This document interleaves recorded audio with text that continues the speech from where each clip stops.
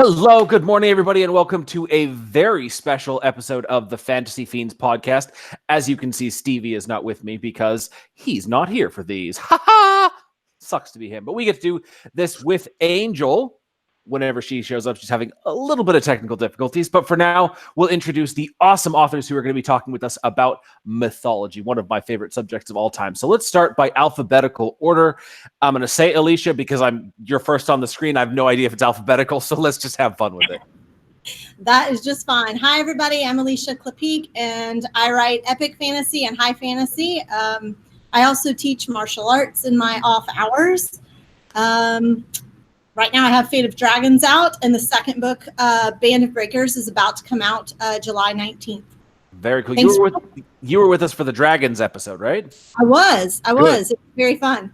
Yes, it was. All right, Angela. All right. Hi, everyone. I am Angela J. Ford. I write epic fantasy and more recently, fantasy romance. None of it is published yet, but I do write it. Let's see, mythology. I have Legend of the Nameless One series, which is currently 2 books out, Realm of Beasts and Realm of Mortals. And when I'm not writing, I'm usually reading. I have an insane reading list and piles of books around my room that you cannot see because it's really bad. And aside from that, I also build websites. That's about it. Some very beautiful websites, I must say. Dyrk, you go next, seeing as you are one of the featured authors of the month. My name is Dyrk Siddoway. I write YA fantasy that's fast-paced and with heart is kind of my tagline. My most popular series is the Griffin Riders trilogy, and just released another trilogy called Djinn Tamer, which also features some pretty awesome mythological creatures. So yeah, excited to be here and chat with everyone. Very cool. The one and only Dyrk. Me? You skipped Stu. No, because S comes after D, I think. My name's Dyrk Ashton. I am the author of the Epic Urban Fantasy series, which is what people have told me to start calling it. The Paternus Trilogy. Book 1, Paternus Rise of Gods, came out a few years ago. Book 2, Wrath of Gods, came out last year. And Book 3 will be out the end of this year. When exactly is the end that we're talking about? So I'm about 30% of the way into book 2. I started last night. Yeah. Wow. And now I kind of have to know everything. After seeing the reason for Fiona Megan Patterson, I have to know the end. Well, that's awesome. Thank you very much for reading it. I still get real nervous when people I know are reading the books. It's this fall. It's coming along. The book is coming along really well, but there's a lot to wrap up, and it's going to be. I was thinking about 180,000 words. It might end up being a little bit longer than that. We'll see. Very cool. So. All right, and last but not least, Stuart. Hey, yeah, Stu Thaman. So I've got about 15 or so, something like that, books out right now, all epic fantasy and lit RPG, a little bit of horror in there as well. Write all sorts of mythical creatures. My favorite fantasy races are goblins and minotaurs, so lots of that kind of cool stuff going on. But I've got the Goblin Wars trilogy, which is one of like the feature books. It's actually 4 books in that trilogy. It doesn't really work out with math.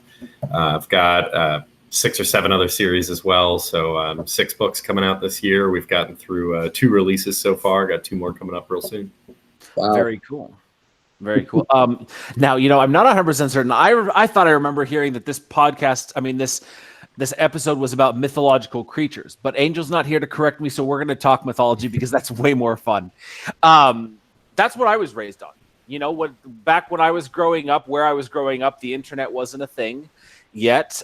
So I had the Encyclopedia Britannica, and most of it was garbage except for the section on the mythology. And so I would reread that section over and over again. I would reread the Greek and the Roman and Norse mythology. And I didn't have exposure to, say, the Indian mythology or the Aztec mythology till much, much later. But for me, I would say it's the precursor to fantasy. It was my exposure to fantasy from a young age. I'm guessing that's kind of the same for a lot of you guys. So I would say that I had to mute myself. It took a second, but I would definitely say that I was the same way. Like I did not grow up at all with internet. And even when it came about, like we had the very slow dial-up computers. So it's ridiculous. So I spent all of my time with my nose in a book. And I was homeschooled, so I had extra time to read, which was amazing. But I recall growing up just reading about all the Greek gods and the heroes and all the mighty feats they accomplished, and then all the different like scary and dangerous beasts that they fought. And I always thought that was completely fascinating, and I wanted to write stories about that kind of stuff. So yeah, I'd say it's definitely Greek mythology was more of the myths that I grew up with. Cool. Yeah, I have kind of the same upbringing. My whole family is German, so I have all the German folk tales, fairy tales, that kind of thing. Siegfried the Dragon Slayer, read that when I was growing up, and sort of the classic stories, and got a lot into it from that direction as well. That's pretty cool. What are the popular German myths? You know, you don't really hear about German mythology as much as a lot of the other ones. Lots of dwarves, so very Lord of the Rings-esque in that regard. And Siegfried is probably the largest one. So Siegfried the Dragon Slayer, and that's sort of where, if you've seen the show Vikings, there's a lot of tie-in with Vikings.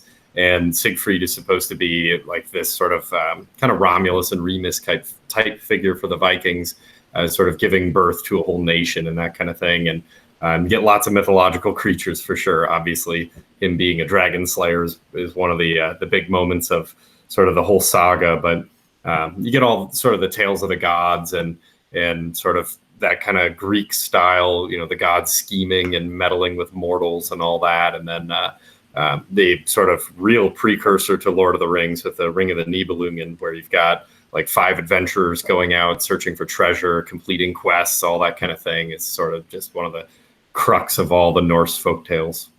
Oh, so it's similar to the Norse mythology? Yeah, it's all interconnected. So Siegfried would definitely be more on the Germanic side than the Norse, but it's all connected. Interesting.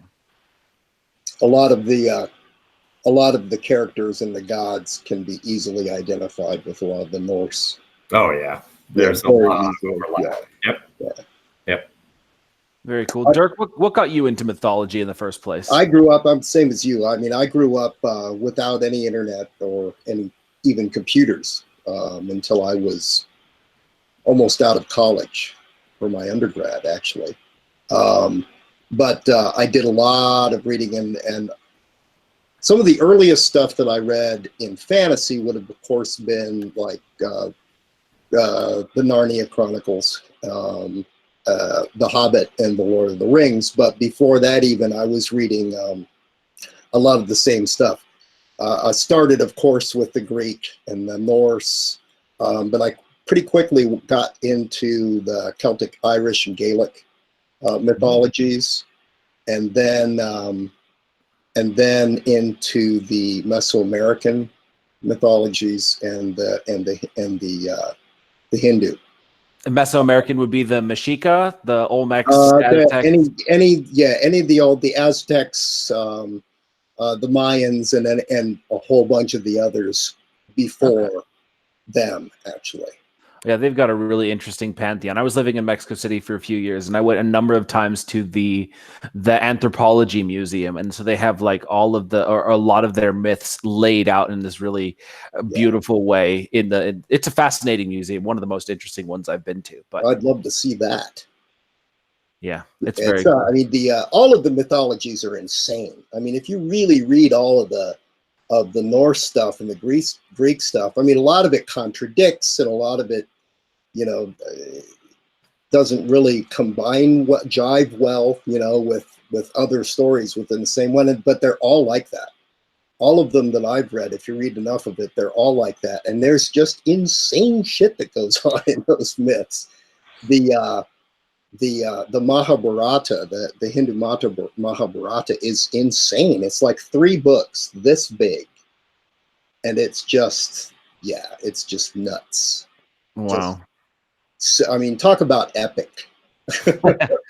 Well, that's where the term epic comes from. No, like the Viking epics, all of those were those big long books of poetry, just like endless pages of it. I don't know how anybody could read that. I'm not big on poetry, in case that wasn't perfectly clear.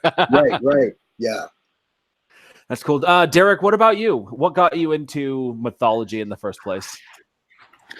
I think a lot of the same things. I mean, by the time I really got interested in learning more about mythology from reading fantasy, the internet was around, and we were just getting out of the dial-up phase. So I spent a lot of time still doing research on Wikipedia, or more professional sites, I guess you could say, especially Norse mythology and Celtic and Irish mythology. Those were big influences for my first series. And I always love going back to different mythologies when I'm kind of planning, outlining, and world building, just to see what things I can take and change and twist from whatever interests me and whatever fits in the world I'm putting together. Interesting. Well, let's, relating it a little bit more to your books. What of these mythological elements did you steal and adapt to make your own? So in the Tudavar saga, my first series, I played around a lot with the Norse mythology, looking specifically at Siegfried, that Stu brought up actually, and kind of playing around with the idea of family epics and things like that, multi-generational things. And then when I was doing Griffin Riders, one of the things that I really got into was researching gods of metalworking and fire and things like that. And that was an influence with the some of the creatures that I created in Griffin Riders trilogy, especially the golem creatures that I have, and just the creation behind them. And even some of the names and different things of the antagonists and just of that species was taken from different types of mythology, looking specifically at metalworking creatures and gods. Interesting. Well, who else wants to say some of the elements of their book that they kind of stole a little bit from mythology? Dyrk, you can't talk because your book is entirely mythology. I'm just correcting. It's 2 books, but look at these things. They're insane. That's big book. That's the Mahabharata. Very cool. I didn't talk about mine. I guess I can do that if you want. Do it. In my first series, my first love was kind of Egypt and the study of their religions and how that crosses over into mythology and things like that. I always thought that was really fascinating. And in my first series, I kind of started in Cairo, but also studied some stuff over in Mongolia and in areas of Persia and what is now Syria. And so that series was more like stuff around that area, was inspired by that, the different creatures that come out of the ocean and make the sea boil and things like that. And then in the Fate of Dragons series, I spent a lot more time with the Celtic and Norse mythology and a little bit of the French mythology. Honestly, I just put it like all in a blender because I'm just following what would make sense for the story and what I think is really awesome and I get jazzed up about. So, and I also riffed off a lot of more recent mythology with the study of familiars, like a witch's familiar. So that's what my Griffin will be in my book 2, will become the main character's familiar and kind of extend her magic and help to protect her. So that's kind of like what Aragon did with the dragons in sort of in that sense. Yeah. Mm-hmm. Very cool. Let's see. Now, I'm going to have to ask you guys this. What is your favorite mythological creature? Oh, that's so hard. I know, right? It's fun. It's a fun question. Oh, look, Angel's here. Am I working? I saw You are her. working. Yeah. Sweet. So, who wants to tell us their favorite mythological creature? They're all awesome. It I was depends, like it the depends on what version, but I've always been fascinated by the Leviathan and the Kraken. Oh, those big boys. Yes. Depending on what version you read, like the Job in the Old Testament, where he talks about the Leviathan, to me is a lot more interesting than a lot of the. It's a great big squid. That just doesn't really interest me that much. Mm-hmm. But I don't remember any like real descriptions of Leviathan. I think it was I remember kind of just like a one-off mention. Job has a short, like 10-line description where he talks about its back being like interlocking shields, nothing can touch it, barnacles, all kinds, basically that it leaves it to the imagination, but it's not a squid. It's a giant scaled plated beast. Okay, I think a lot of people kind of took that to mean like dinosaurs back in the day. Right, could be. Or some sort of sea monster, like one of those, those prehistoric crocodile-looking dinosaur things. Yeah, could be any number of those things that they were drawing from. It's hard to tell, but that's the kind of stuff I like to play with in my books. Is the basic mythemes. The original germ of the myths, and how so many mythologies across the world are so incredibly similar that they can't be explained away by simply the Spanish carrying, Christianity around the world. Some of the different flood myths are so incredibly similar, but they were around before the Spanish ever showed up. So, and there are mythologies from Korea that are extreme. I mean, they're so insanely similar to mythology, to the Norse mythology, and it's like there are no more two disparate cultures. Literally, you can't make this shit up. So that's what I play with, kind of a unified field theory of where these myths arose from. And then it's basically just a game of post office, right? Where as human beings migrated around and traveled around and told these stories, they changed, but they kept these kernels, these certain central themes and characters. Well, what's interesting about that, so I think it's proto-mythology is the name. Proto-mythology, like one mythology that spawned the rest. Mm-hmm. And what's interesting about that theory is that, stories are used and they're shaped according to their purpose. I was at my daughter's commencement speech a couple weeks ago, and one of the speeches was given by a chief of one of the local First Nations bands. Mm-hmm. And he was talking about how stories are super relevant to his culture, but then he says that the storyteller will actually adapt the story according to the message they're trying to convey. Yep. So whatever it is, whether it's the story of Noah's Ark or whatever the First Nation stories they have here, Absolutely. It changes according to that. And I think it would be sort of an interesting thing to follow is how the stories, all of these myths, evolved over time according to the different cultures. Like if you look at how and there are also issues of power, right? You change it to keep your own control over the masses, and to teach whatever you want your ideology to be, all that kind of thing. But then also, like, according to your culture, like if you look at the Norse mythology, compare it to the Greek mythology, so many similarities in the god of war and the god of heroism and blacksmithing and lightning and all of that. Mm-hmm. But then you've got much more artistic influence in the Greek, or there's the gods of music and wine, and the Norse didn't really have wine. So why would they have a god of wine? So all of these things, they kind of they evolved according to their culture, and they evolved their culture at the same time. Correct. Yeah. It's a constant revolving. Pretty interesting stuff. Yeah, it's kind of how stories have always been. I was reading an article about how they're using stories to teach human morals to artificial intelligence.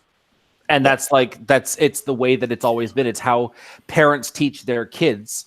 It's why fantasy, science fiction, all of that, it's such a great thing to use as a teaching method, because it tells all of these morals and ethics in the package of a story that we all want to hear. Yeah, the whole idea of storytelling itself and myth making itself, and what on earth could have possibly, started all this stuff, is what has always really fascinated me, even so a little bit more than the myths themselves. And that's really why I wrote these books. I wanted to play with that whole idea. As you can see, what ideas take root in a mind and spawns what new ideas. Right. Very cool. So you said Leviathan. Who else has a favorite mythological or mythical creature? I really like the three-headed snake, the Hydra, I guess it's called. I don't know if any of y'all have seen the most recent Godzilla movie, but they have one in there, and it's just really fun. Like, I really like the ideal of these beasts that are like massive. They can do massive destruction. And so I think that's the kind of adaptation that I'm using in my stories, starting out small, but then kind of like growing into something that's really big and destructive and out of control. And people are trying to figure out, okay, how do we save a civilization and our village or a country with this sort of creature just causing mass chaos around? That's pretty cool. What's kind of fun? What's funny about that one is that sort of stems from the human fear of just like being annihilated. So when we can portray humans defeating these massive creatures, it sort of gives us a sense of power in our own lives. And that's sort of how all these stories evolved, is that, all right, there's this massive creature. In reality, Godzilla or any of these characters would just utterly destroy everything. But when we can defeat them, we have the power and we feel less powerless in our lives. So it makes us feel better. And that's what the purpose of these stories is. Yeah, and I think it's interesting that there's been kind of a big shift to, I guess, humans taming different beasts. Like, is that with Game of Thrones and the dragons? It's just interesting to kind of see that shift. Like, all of a sudden, people can control these beasts, and I think that helps with kind of taking over that power. So the beasts don't have all the power; the humans have it too, and they can use it for whatever right or corrupt methods they want to use it for.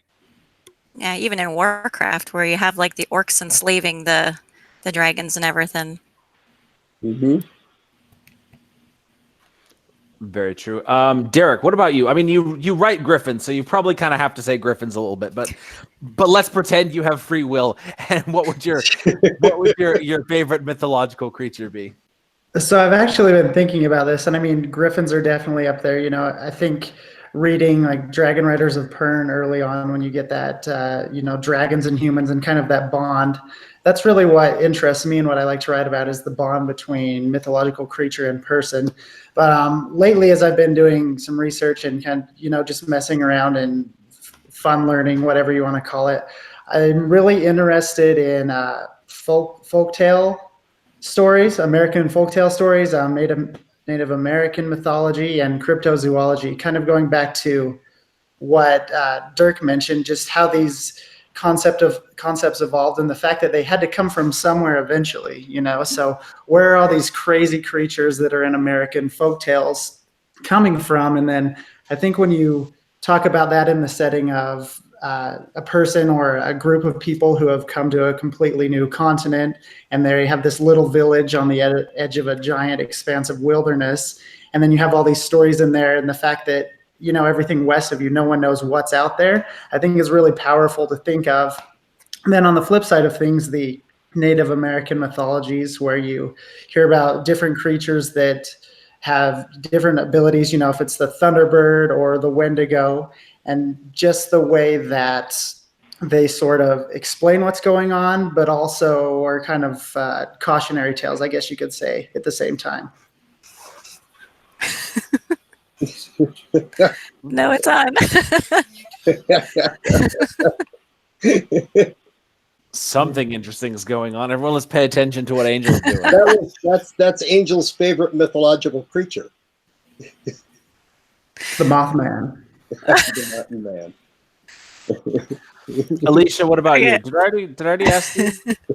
No, you didn't ask me yet. Well, obviously, I write about dragons first, and I have griffins, and I love those. There's even like a little Easter egg of a unicorn in the first book, if you can find it.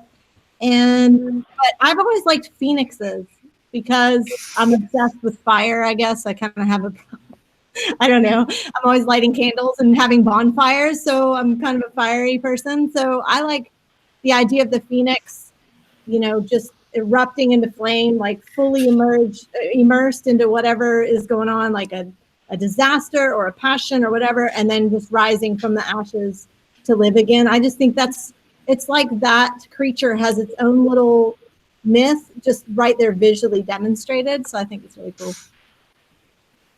Cool. Very cool. It's definitely a very powerful visual. Stuart, did you already say which one was your? No, not yet. I like the all the like combination animals and people kind of stuff. So minotaurs have always been one of my favorites, and like the cockatrice and just different amalgamations of cool stuff coming together. And it always makes me wonder, like, do people try to breed these types of things in the old days, trying to like come up with something and thinking about what chaos must have taken place during these adventures is always interesting. Yeah, that griffin mating season would have been pretty chaotic. Yeah, there's a lot of shit going down in some Greek villages, and things get real awkward. That's true. Angel, what about you? Other than dragons, because that would probably be the obvious, like the Chimera. That would be pretty sweet, right? Is that the three-headed one? The one Chimera? with the lion. Oh, whatever. I don't know. I don't know either. I just read it. Okay. Okay. The lion. I think it's a goat, and a snake, maybe. Okay. I can remember it was in Kings of the Wild. Yeah, that was. I think it was a chimera. I think there's an eagle head on it too. I think. I can't remember. You know what? Google will have the answers for it. Different combinations and variations. Anything that goes badass like that, and then to put it in that the gladiator ring and everything. That was in the Kings fun. in the Wild. That was sweet. That was pretty fun. And I that definitely one of those scenes that you remember from Hercules is when he's fighting the Hydra. Like Angela, when you talked about the Hydra, I just remembered that scene of Hercules, flying through the Hydra, cutting off the heads, and more of them coming up. I thought that was, that's one of the scenes that sticks with us. I was ashamed to say I couldn't come up with the chimera right away, but the original I just looked it up. The original ones, I think, the original descriptions, there just had a lion's head, a goat's body, and snake's tail. Oh, and then it kind of evolved after that. And just two heads? And became just one. But I think they evolved after that into becoming all kinds of multi-headed crazy. Because you got to be bigger and badder. That's right. Yeah, and now a chimera is a single organism that's made up of cells from two or more individuals. So like Dolly the half sheep, half goat would have been a chimera. One that I've been having a lot of fun playing with in my series is an Enfield. So I'd never heard of this thing until I deep dived into mythology, and it's basically half fox and half eagle. So you get the cunning playfulness of a fox with the sort of the majesticness and the speed of an eagle. And so this guy, he's like the messenger service for the special ops team, but he's like the pet. And so all of the moments of levity and happiness is this little tiny fox-looking creature flying around, or he's still super young. I think he's a few weeks old. So literally he can't land. So he just careens into the main character's chest and takes him to the ground every single time because he doesn't know how to land. It's just sort of these fun moments of levity that this, you would never get from a much more majestic creature like a griffin or a dragon. They're bigger. So these little small creatures, you can play with them a lot more. Or a dog. Yeah, a little more interesting than a dog. Yeah, exactly. Well, in my book too, my main character finds the griffin egg. So I'm having some of those kind of bonding, younger, whimsical moments as when it's little, and then it grows into this big, majestic, scary thing, of course. So I know it is. Sorry, go ahead. Oh, anyway, I was just saying I have the moments of levity with my griffin while it's kind of young and just hatched. So. And now the griffin would be more of a cat type character, right? Because it's based on lion.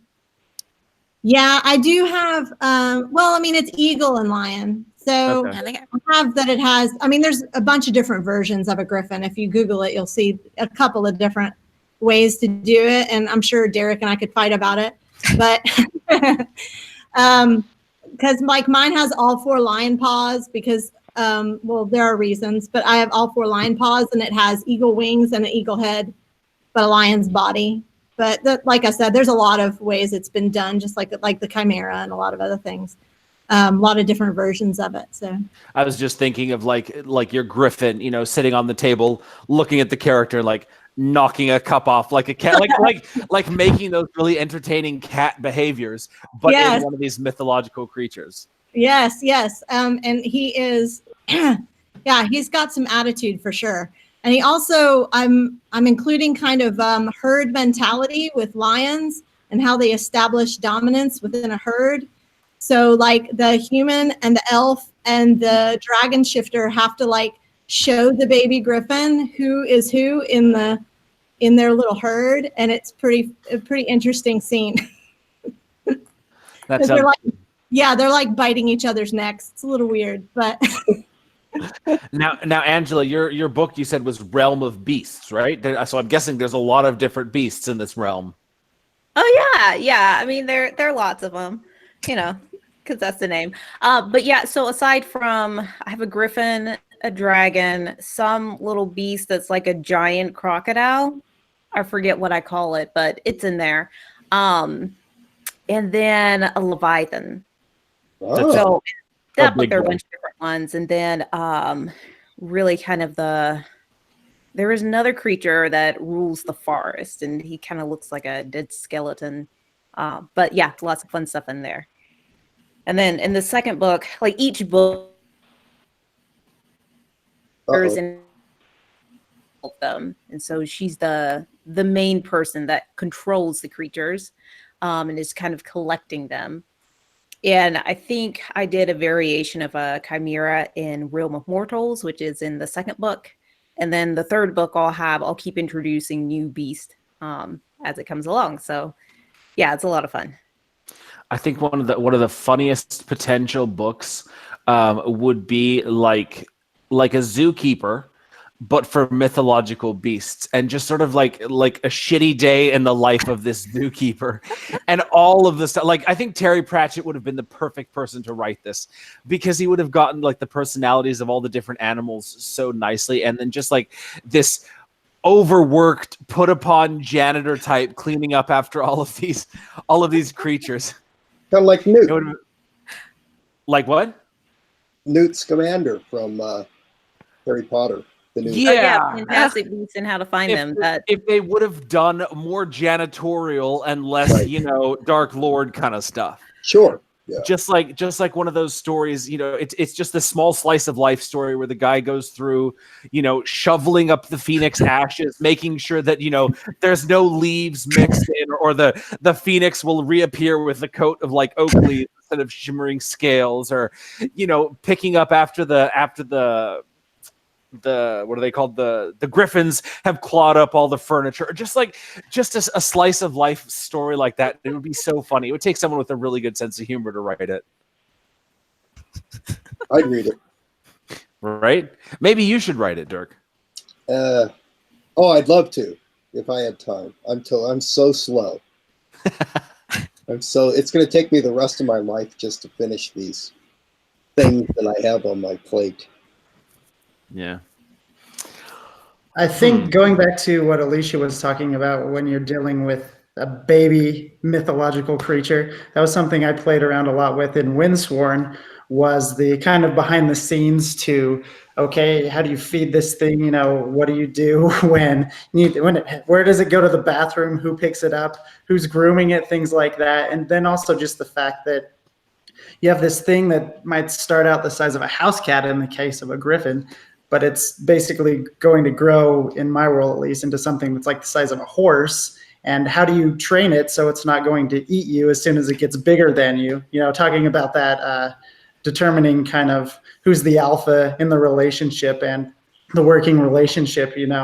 I'm always interested in that side of dealings between humans or humanoid creatures and mythological creatures, is how do you establish that working relationship so you're just not a snack when basically you're dealing with something that's completely bigger and stronger and probably more magical than you as well.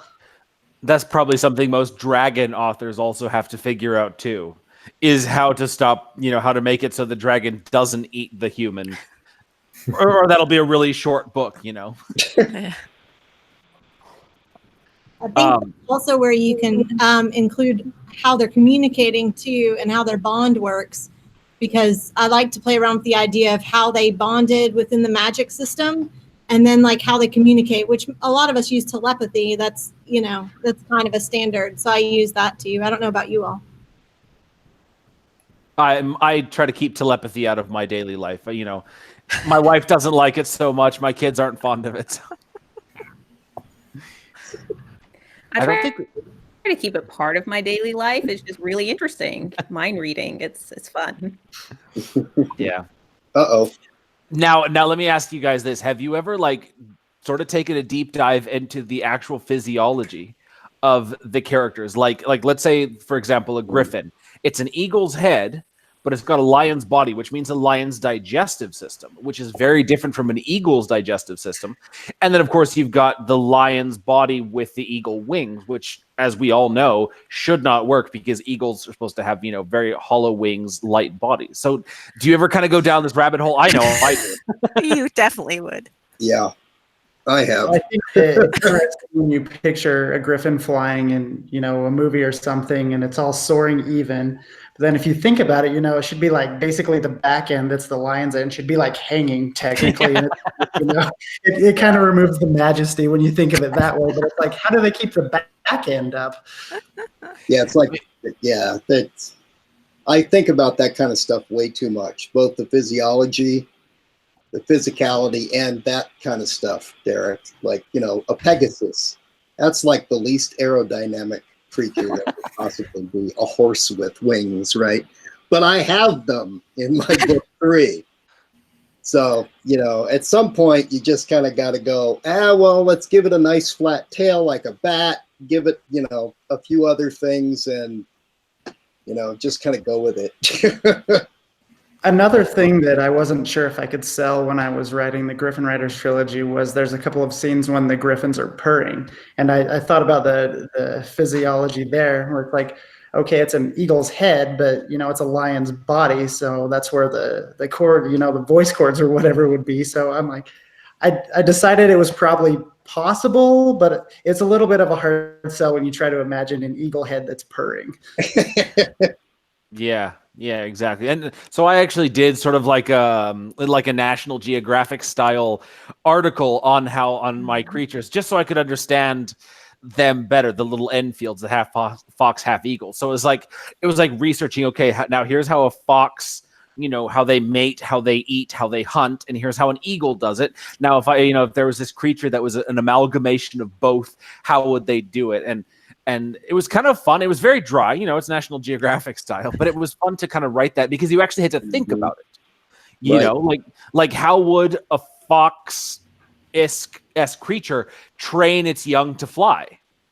Totally different than an eagle kind of creature would, or just the things like that. It's always a fun thought experiment. We're never going to have to really think about it because they're never going to happen. But yeah, I had well, you just read the first book. I have a half. Well, it's basically a half bird, half man with a bird's head and bird's wings so it can fly around, and it has a tail and bird claws. But I went down that rabbit hole. So when how does the musculature and the skeleton support both shoulders, arms, and wings and wing movement, right? Now, the strength part isn't an issue because it's an ancient, incredibly powerful being. But still, so what I did was put a larger rib cage, 2 sets of pecs and 2 sets of shoulders, a more bird-like set of shoulders and then a more human-like set of shoulders on the same skeleton. And Lord knows if that would really work, and it's got giant pecs that go all the way down, on the front to flap the wings. So it's believable enough. That's just fun to me. I spend way too much stuff thinking about that when I could have just said it's a half man and it's a half bird. Yeah. But I don't. No, I can't let it go. Yeah. Well, Good. If anyone wants to take a really deep dive, there's this game that came out in, it was the early thousands. It was a PC game called Impossible Creatures. And basically it's a RTS, real-time strategy, where you gather resources and stuff. But a cool aspect of it was, literally part of it is you take two creatures, so a lion and a shark, and you combine them together, and you get to choose which parts of each creature that you combine. And then it shows you like a stat readout where it's like, okay, so if it has a lion's head, it's going to have, do this much bite damage. And if it's a shark, it's going to do this. And you have to have a fin and a tail to make it amphibious and different things like that. Like I said, it's kind of an obscure game, but I think you can find it on Steam, and it's really fun just to play around with the different combinations of creatures in there. Just to see what you come up with. That's something I could get lost in. I can tell. I'm trying to forget everything that you just said.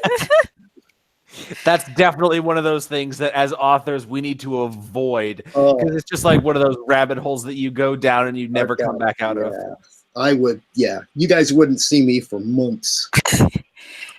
Do you guys like really go in that deep? Do you think the readers all go in that deep? No, they don't care.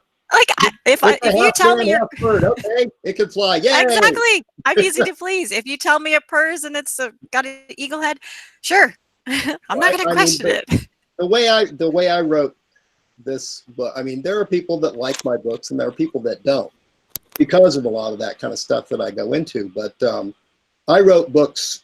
I wrote it hoping there were at least 3 people out in the world that might be like me that might enjoy it. So I wrote something that I really haven't read, kind of, and wanted to read myself.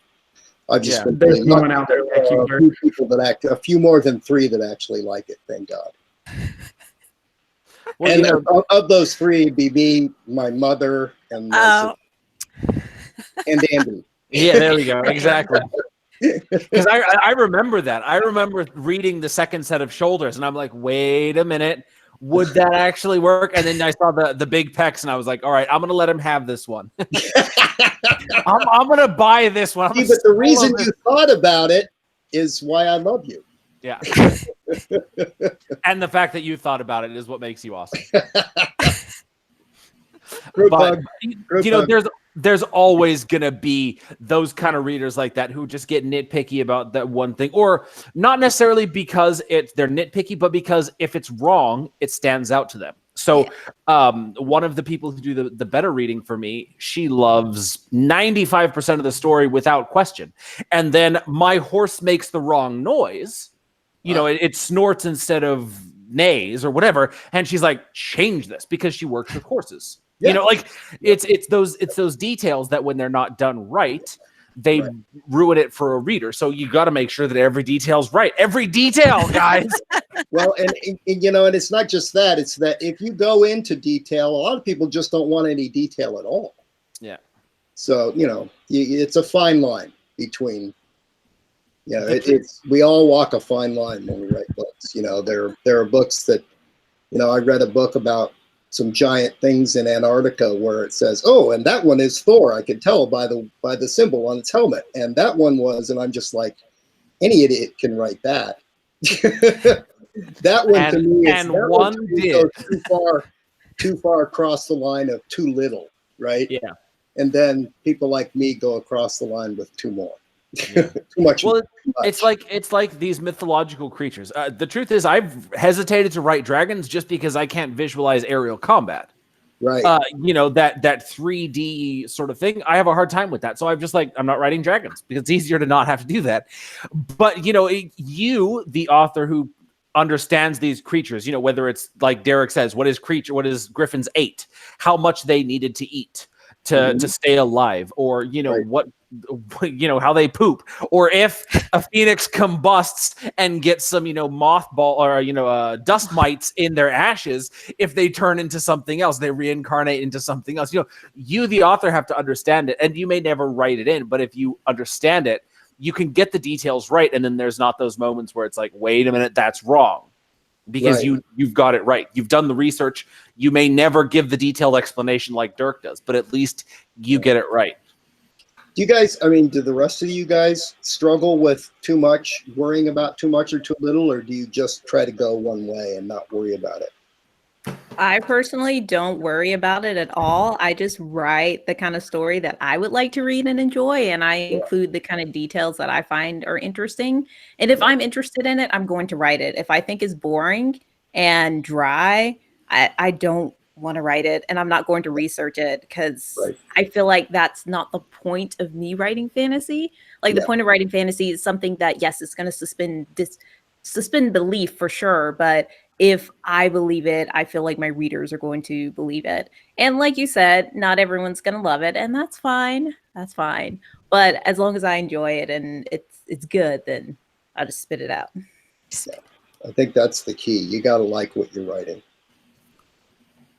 Very true. Well, we are pretty much out of time. Thank you guys so much for joining us. This was probably more fun than we should have had on a Monday morning. Why don't we go around and you tell people a little bit about your book, the book that we were talking about for this podcast, and where they can find you. Again, starting with Alisha. Okay, I'm Alisha Klapheke. It's okay if you can't say my name. No one can. My current series is Dragons Rising, and Book 1, Fate of Dragons, is out and available in paperback and audiobook on Amazon and Audible. And Book 2 comes out July 19th. I also have a website, AlishaKlapheke.com, if you want to check that out. Thanks so much for having me. Give us the 1 or 2 sentence elevator pitch for Dragons Rising, other than the Dragons Rise. So, okay. A human, the last human surviving, was meant to save the dragons to become an Earth Queen, but she has no magic whatsoever. So she's the world's biggest disappointment. She must find her magic and wake it so that she can fight the Sea Queen and balance earth and water and save the dragons so they don't all drown. Very, very cool. I like it. Angel, you can tell us about your books now, right? Or no, not yet. No. No, okay. Next one, right? Well, it's not going to be out till fall or whatever. So, except for the one you told me to. All right. Tell us about that one. No, but well. Or next time. Next time. You can do it next time. Angela. Okay, I'm Angela J. Ford. You can find me online at angelajford.com. And the book we talked about today is Realm of Beasts. I have a fancy little cover. You can find that on Amazon or via my website. And Realm of Beasts tells the story of an enchantress, a wizard, and a dragon, a sarcastic dragon. But the enchantress made a deal with a dark creature, and then she went into this beautiful land, which is like a paradise.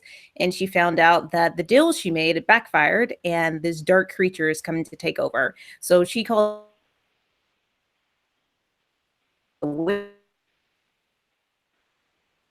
and the story tells about their adventures. Now we have to find out what it is. Then we're just going to have to buy it. Yeah, exactly. I think that was kind of the intention there. She was like, so that we go and buy it. Very clever. Genius. Dyrk. All right. My name is Dyrk Siddoway. The book we talked about today was Windsworn, which is part of the Griffin Riders trilogy. The short version of that is it's a fast-paced epic fantasy with a heroine that you can root for, and obviously there are griffins, and it's basically just a different take on the Dragon Riders trope with some interesting changes thrown in. But you can learn more at DerrickAllenSiddoway.com, and you can find my books anywhere they're wide, so wherever your preferred story is. Very cool. Dyrk. This is book 1. As I said, epic urban fantasy. Book 2, there we go. Book 3 comes out this fall. Basically, it takes place, or at least begins today in this world. So it's definitely urban fantasy, but all the myths are real. Some of the beings are still alive, coming out, killing their own. The ancient wars of mythology were also real, and the final battle is about to begin. Very cool. I'm terrible at elevator pitches.